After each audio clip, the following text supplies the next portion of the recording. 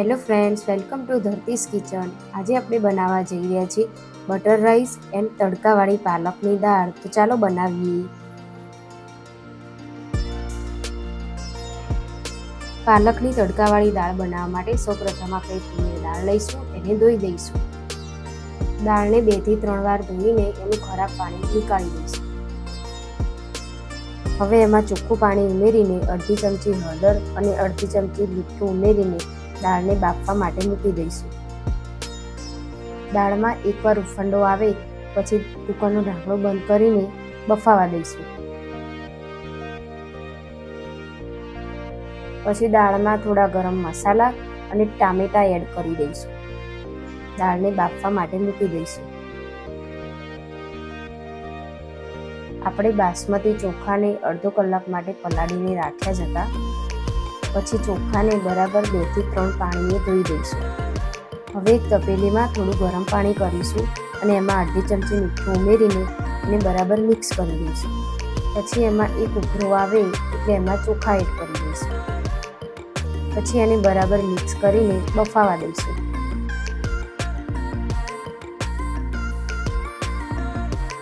હવે તમે જોઈ શકો છો કે આપણા ચોખા બફાઈ ગયા છે અને કાણાવાળા વાસણમાં કાઢીને થોડી વાર ઠંડા થવા દઈશું. બટર જીરા રાઈસ બનાવવા માટે એક પેનમાં તેલ અને બટર એડ કરીશું. પછી બટરને બરાબર મેલ્ટ થવા દઈને એમાં અડધી ચમચી જીરું ઉમેરીશું.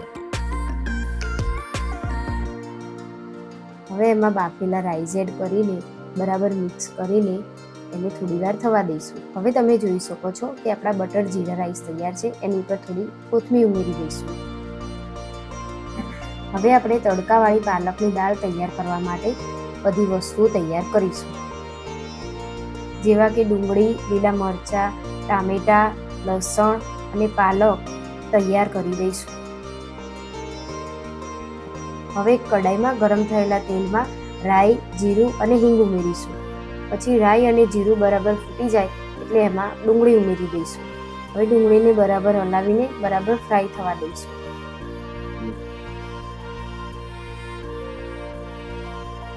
હવે ફ્રાય થયેલી ડુંગળીમાં ટામેટાં, લીલા મરચાં અને આદુ ઉમેરીશું. હવે ટામેટાં બરાબર ચડી જાય એની માટે 1 ચમચી મીઠું ઉમેરીશું. પછી એમાં મસાલા ઉમેરીને બરાબર હલાવી દઈશું.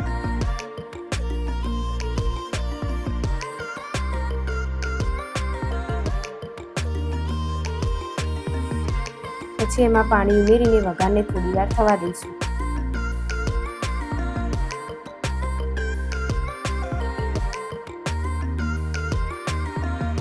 ગ્રેવીમાંથી તેલ ઉપર આવે એટલે એમાં પાલક ઉમેરી દઈશું. હવે આપણી ડુંગળીની ગ્રેવી તૈયાર છે. એમાં બાફેલી દાળ ઉમેરી દઈશું અને બરાબર હલાવી દઈશું.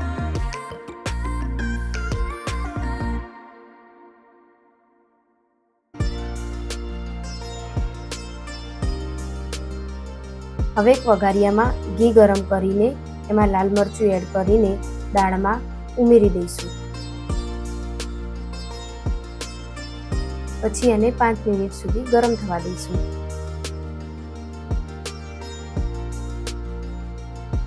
હવે તમે જોઈ શકો છો કે બટર રાઈસ એન્ડ પાલકની તડકાવાળી દાળ તૈયાર છે. આવા વધુ જ વિડીયો જોવા માટે please like, share and subscribe my channel. Thank you for watching my video.